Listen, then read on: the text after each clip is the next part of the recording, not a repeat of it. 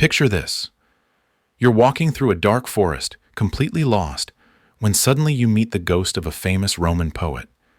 He offers to be your tour guide through the most terrifying theme park ever imagined. 9 circles of hell, each one perfectly designed to match specific sins. Sounds like the plot of a horror movie, right? Well, this is actually the opening of one of history's most influential books, written by a bitter exile who turned his personal grudges into the ultimate afterlife justice system. This wild concept came from the mind of Dante Alighieri. But here's the thing. His vision of cosmic justice has echoed through every culture on Earth. From ancient Egyptian judgment halls to modern courtrooms, humans have always been obsessed with the idea that everyone gets what they deserve. Dante just happened to create the most detailed, organized, and frankly terrifying version of divine payback ever put to paper. Meet Dante Alighieri, Florence's most famous troublemaker turned literary genius. Born in 1265, this guy had everything going for him: noble family, political connections, and serious poetic skills. He was climbing the social ladder in medieval Florence when politics completely ruined his life. In 1302, his political enemies kicked him out of the city forever. Talk about holding a grudge. Dante spent the rest of his life in exile, and boy, did he make his enemies pay for it in his writing. While wandering from city to city like a medieval refugee, Dante started working on his masterpiece, the Divine Comedy. This wasn't actually a comedy in the modern sense, no laugh tracks here. In medieval times, a comedy just meant a story with a happy ending, as opposed to a tragedy. The poem follows Dante himself as he journeys through hell, purgatory, and paradise. Think of it as the ultimate spiritual road trip, except the first stop involves rivers of boiling blood and demons with pitchforks. The centerpiece of Dante's hell is its incredible organization. Unlike the random chaos you might expect from eternal punishment, Dante's underworld runs like a perfectly managed corporation of suffering. He divided hell into 9 distinct circles, each one deeper and more terrible than the last. The closer you get to the center, the worse your sins were in life. It's like a twisted department store where the basement levels get progressively more horrifying. Each circle houses specific types of sinners, and here's where Dante got really creative. He didn't just place people in random chambers of punishment. Every consequence perfectly mirrors the crime committed on earth. Liars lose the ability to speak, hindered by demons. Those who sow discord are endlessly divided. Traitors are frozen in ice, unable to move or speak. Dante called this principle contrapasso, basically, divine karma taken to its absolute extreme. But wait, it gets even more organized. Dante arranged his circles based on medieval Christian theology, but with his own personal twist. The upper circles punish sins of passion, things like lust and anger that happen when people lose control. The lower circles are reserved for sins of the mind, fraud, betrayal, and calculated evil. Apparently, losing your temper is forgivable, but lying to your friends? That's a one-way ticket to the basement of eternity. What makes this whole system fascinating is how perfectly it reflects Dante's own personality and experiences. Remember, this guy was kicked out of his hometown by people he trusted. Guess where he put traitors in his hell? Right at the very bottom, frozen next to Satan himself. Coincidence? Definitely not. Dante basically created the ultimate revenge fantasy and disguised it as a spiritual journey. Dante's hell operates on a principle that would make any judge proud. The punishment fits the crime perfectly. This concept, called contrapasso, means that every sinner experiences consequences that directly relate to their earthly actions. It's like cosmic justice with a really twisted sense of irony. For example, fortune tellers who claim to see the future now have their heads twisted backward, so they can only see behind them. Divine sarcasm at its finest. The structure starts with the famous gate bearing the inscription, "Abandon all hope, ye who enter here." Basically, the medieval equivalent of, "You're gonna have a bad time." Beyond this gate lies Limbo, which isn't technically a circle of punishment, but rather a waiting room for unbaptized souls and virtuous pagans. Think of it as hell's VIP lounge, where great philosophers like Aristotle hang out in a pretty nice castle, just missing out on paradise due to a technicality. The real punishment begins with the first circle proper, where the lustful are blown around by eternal winds. These souls let passion control their lives, so now they're literally swept away by storms forever. Dante meets famous lovers here, including Paolo and Francesca, whose tragic love story would make any soap opera writer jealous. Their eternal embrace in the whirlwind is both romantic and terrifying, the ultimate star-crossed lover's fate. Moving deeper, we find gluttons lying in freezing rain and slush, guarded by Cerberus, yes, the three-headed dog borrowed from Greek mythology. These folks lived for food and drink, so now they wallow in disgusting muck while a monster stands over them. The medieval version of food poisoning, except it lasts forever. Dante even recognizes one of his old drinking buddies here, proving that nobody was safe from his literary revenge. The fourth circle houses the greedy and the wasteful, eternally pushing heavy weights in opposite directions. They crash into each other, argue about money, then push apart and do it all over again. It's like the world's worst team-building exercise, but with eternal consequences. Dante noted that many of these souls were clergy members who got too attached to earthly wealth, medieval corruption getting its comeuppance. As we descend further, the punishments become more elaborate and the sins more serious. The angry fight each other in the river Styx, while the sullen bubble beneath the surface, trying to sing hymns but choking on muddy water instead. What's brilliant about Dante's system is how it combines classical mythology with Christian theology, creating something entirely new. He basically built a cosmic courthouse, where every sentence is perfectly tailored to the crime, and the judge has an excellent sense of poetic justice. Dante definitely did his biblical homework when designing his infernal architecture, but he also took some serious creative liberties. The Bible mentions hell and eternal punishment, but it's surprisingly vague about the details. Jesus talks about outer darkness and weeping and gnashing of teeth, while Revelation describes a lake of fire. Dante took these sparse descriptions and built an entire municipal planning system around them.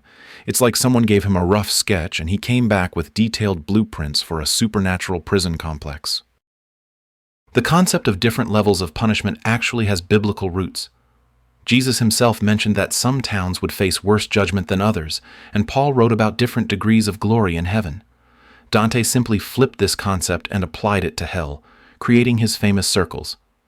He also drew heavily from the Book of Revelation, especially its descriptions of various monsters and symbolic punishments. That three-headed dog Cerberus? He's guarding gluttons, just like the multi-headed beasts in Revelation represent different aspects of evil. Where Dante really went off script was in his specific categorizations of sin. The Bible certainly condemns various behaviors, but it doesn't provide a neat ranking system from least to worst. Dante created his own moral hierarchy based on medieval theology and classical philosophy. He put crimes of passion in the upper circles and crimes of reason in the lower ones. This means a murderer who killed in anger might actually get better treatment than a corrupt politician who betrayed public trust. Try explaining that moral calculus to modern audiences. The Bible's hell is primarily about separation from God and eternal consequences, but Dante's version is almost therapeutic in its precision. Every punishment is designed to teach the sinner about their crime through direct experience. Biblical hell is more about divine justice and the consequences of rejecting God. Dante's hell is like a cosmic rehabilitation center where the therapy involves eternal consequences. Different goals, wildly different approaches. One major biblical element Dante completely reimagined was the role of demons. In Scripture, demons are fallen angels rebelling against God. In Dante's hell, they're more like prison guards and enforcers of punishment, each with specific jobs and territories. They even have names, personalities, and a bizarre sense of humor. Dante turned biblical demons from cosmic rebels into middle management of the underworld. Talk about a career change. Perhaps most importantly, Dante's hell serves a different narrative purpose than the biblical version. The Bible's hell is a warning about spiritual consequences and the importance of salvation. Dante's hell is a detailed exploration of human nature, medieval politics, and personal justice. He used biblical imagery as a foundation, but built something entirely his own on top. It's like taking a basic recipe and turning it into a 7-course meal with wine pairings and artistic presentation. Different branches of Christianity have wildly different takes on hell, and Dante's version aligns most closely with medieval Catholic theology. The Catholic Church of Dante's time had developed an elaborate understanding of sin, salvation, and punishment that perfectly matched his systematic approach. They believed in purgatory, where souls could work off their sins, different levels of mortal and venial sins, and the possibility of prayers helping the dead.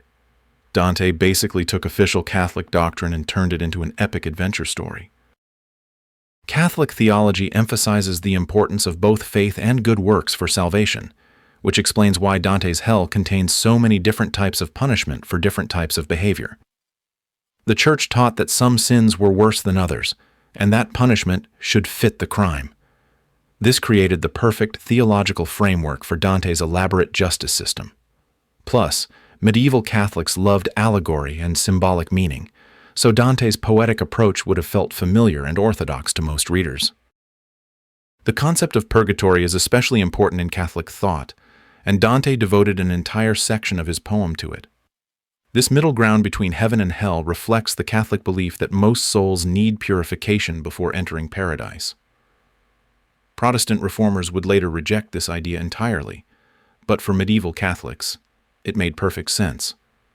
Why wouldn't there be a place where souls could work off their remaining sins? Dante just made it into a mountain with 7 terraces instead of the vague somewhere that most theologians described. Protestantism, which emerged a few centuries after Dante, takes a completely different approach to hell and salvation. Protestant theology emphasizes salvation by faith alone, not by works or elaborate spiritual geography. Most Protestant denominations see hell as eternal separation from God for those who reject salvation, period. They don't generally buy into different circles or levels of punishment. You're either saved or you're not. This makes Dante's intricate system seem almost Catholic-specific, like a detailed map of a place that Protestants don't think exists in that form. Protestant reformers also rejected the authority of classical philosophers and poets in matters of theology. While Dante makes Virgil his guide through hell and purgatory, most Protestants would say that only Scripture should guide our understanding of the afterlife. They'd probably appreciate Dante's literary genius, but question whether his elaborate vision has any theological authority. Different tools for different spiritual jobs, you might say. The Orthodox Christian tradition, which developed separately from both Catholicism and Protestantism, has its own unique perspective on hell and punishment. Orthodox theology tends to emphasize God's mercy and the possibility of redemption even after death. They're less interested in the mechanics of punishment and more focused on God's love eventually conquering all evil. Some Orthodox thinkers even lean toward universal salvation, the idea that everyone might eventually be saved. This makes Dante's permanent, precisely categorized hell seem almost cruel by comparison. Orthodox Christianity also has a different understanding of sin itself. While Western Christianity, both Catholic and Protestant, tends to see sin as a legal problem requiring legal solutions, punishment, forgiveness, etc., Orthodox theology views sin more as a spiritual sickness requiring healing. This medical model doesn't really fit with Dante's courtroom approach to divine justice. It's like comparing a hospital to a prison. Same problem, completely different solutions. Judaism has some fascinating parallels to Dante's system, though they developed completely independently. Ancient Jewish texts describe Gehinnom, Gehenna, a realm of purification for souls after death. Like Dante's hell, it has different levels and specific punishments for different sins. The Zohar, a mystical Jewish text, describes 7 levels of Gehinnom, each with its own type of spiritual cleansing. The difference? Jewish tradition generally sees this as temporary. Most souls spend at most 12 months there before moving on to paradise. Dante's version is distinctly more permanent and pessimistic. What's really interesting is how Jewish sources describe the punishments in Gehinnom. Souls are purified through fire, but it's more like spiritual laundering than eternal suffering. They're being cleaned, not destroyed. Some Jewish texts even describe righteous souls visiting Gehenna to teach and comfort the suffering. Imagine if Dante had included a therapy program in his hell. The whole system is designed around eventual redemption rather than permanent punishment. Islamic descriptions of hell, Jahannam, share some striking similarities with Dante's vision, which isn't surprising since both draw from earlier Middle Eastern traditions. The Quran describes different levels of hell with specific punishments for different types of sinners. Like Dante's system, the deeper you go, the worse your crimes were. Islamic hell has 7 levels, including places for hypocrites, those who denied God's signs, and those who associated partners with Allah. The punishments are vivid and specifically tailored to each sin. Hypocrites lose the ability to speak, while the prideful wear garments of fire. But here's where it gets really interesting. Islamic theology includes the possibility that hell might not be eternal for all souls. Some traditions suggest that even the worst sinners might eventually be freed through God's infinite mercy. This creates a more hopeful vision than Dante's absolutely final judgments. Islamic hell is brutal, but it might not be forever. Dante's version offers no such comfort. Once you're assigned to your circle, that's your eternal address. Buddhism takes an almost scientific approach to hell realms that would probably impress Dante with its systematic organization. Buddhist cosmology describes multiple hell realms, called Naraka, each with specific causes and durations. The Avicii hell is reserved for the worst karmic offenses, while lighter punishment realms handle less severe negative karma. What's brilliant about the Buddhist system is that it's completely impersonal. No angry gods or divine judges, just natural karmic consequences playing out according to universal laws. The Buddhist hells are also temporary by design. Once you've worked off your negative karma, you're automatically reborn into a better realm. It's like a cosmic rehabilitation program with guaranteed graduation dates. Dante's hell is personal, emotional, and permanent. Buddhist hell is impersonal, educational, and temporary. Same concept of justice through suffering, completely different underlying philosophy about the nature of reality and redemption. Greek and Roman mythology gave Dante many of his most memorable hell imagery, but the classical underworld operated on very different principles. Hades, the Greek version, wasn't really about punishment for moral failures. It was just where everyone went after death. The Elysian fields were for heroes. Tartarus was for those who offended the gods directly, and most people ended up in the relatively boring asphodel meadows. No moral hierarchy, no systematic justice, just different neighborhoods for different types of people. What Dante borrowed from classical sources was the geography and the monsters. His 3-headed Cerberus comes straight from Greek mythology, and his boat ride across the river Styx is pure classical tradition. But he completely transformed the meaning of these elements. Classical Hades was about fate and the natural order. Dante's hell is about personal moral responsibility and divine justice. He took the classical tour bus but completely changed the destination and purpose of the journey. Dante's vision of hell completely revolutionized how Western culture imagines the afterlife, and honestly, we're still living in his shadow today. Before Dante, most people had pretty vague ideas about what hell might look like. Fire, darkness, general unpleasantness. After Dante, everyone suddenly had a detailed map, complete with tour guide commentary and specific neighborhood recommendations. His hell became the hell in popular imagination, influencing everything from medieval art to modern video games. The artistic impact alone is staggering. Gustave Doré's famous illustrations of Dante's hell are still the images most people picture when they think about eternal punishment. Rodin's sculpture, The Thinker, was originally called The Poet and depicted Dante contemplating the souls in hell. Even video games like Dante's Inferno and movies like What Dreams May Come borrow heavily from his systematic approach to the afterlife. Dante didn't just write a poem. He created the visual vocabulary for hell itself. But the influence goes way beyond art and entertainment. Dante's idea that punishment should perfectly match the crime has become a cornerstone of modern justice theory.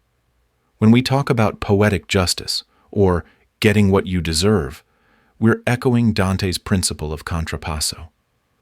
Modern legal systems still struggle with the same questions Dante explored. How do you match punishment to crime? Is rehabilitation more important than retribution? What makes one crime worse than another? Dante may not have solved these problems, but he certainly gave us a framework for thinking about them. The psychological insights in Dante's Hell remain remarkably relevant today. His understanding that different people are motivated by different things, passion versus calculation, immediate gratification versus long-term planning, anticipates modern personality psychology by centuries. Therapists still work with clients who are metaphorically stuck in their own personal circles of hell, repeating the same destructive patterns over and over. Dante's vision of punishment as a mirror of inner spiritual state isn't just theology, it's surprisingly sophisticated psychology. Modern literature continues to mine Dante's Hell for inspiration, but often with a twist. Authors like Neil Gaiman and Terry Pratchett have created humorous versions where hell is run like a modern corporation, complete with bureaucracy and performance reviews. Margaret Atwood's The Handmaid's Tale borrows Dante's systematic approach to explore how societies create their own versions of hell on earth. These modern interpretations show how Dante's basic insights about human nature and justice remain powerful tools for social criticism. Perhaps most importantly, Dante's Hell remains relevant because it addresses fundamental human anxieties that haven't changed much in 700 years.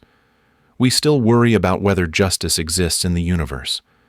We still wonder if bad people eventually get punished and good people rewarded. We still try to make sense of suffering and find meaning in chaos. Dante's systematic, organized hell provides a comforting fantasy that somewhere, somehow, everything makes perfect sense and everyone gets exactly what they deserve. In our chaotic modern world, that's still a pretty appealing vision. Dante's circles of hell represent one of humanity's most ambitious attempts to map the geography of justice itself. What started as one exiled poet's personal revenge fantasy became a universal exploration of human nature, moral responsibility, and the eternal hope that wrongdoing will eventually face consequences. Whether you see it as divine revelation, brilliant psychology, or just great storytelling, Dante's vision continues to shape how we think about justice, punishment, and the afterlife. The enduring power of Dante's Hell lies not in its specific theological claims, but in its fundamental insight that actions have consequences and that true justice requires understanding the deep connections between choice and outcome. In a world that often seems random and unfair, Dante offers us the comforting fantasy of perfect order, a place where everything makes sense, everyone gets exactly what they deserve, and cosmic justice finally prevails. That's a vision worth contemplating, whether you're planning your next life choices or just trying to understand the one you're living now. If you enjoyed diving into Dante's fascinating underworld with us, make sure to hit that like button and subscribe for more mythological adventures. What other religious or mythological concepts would you like us to explore? Drop your suggestions in the comments below. We love hearing from fellow mythology enthusiasts.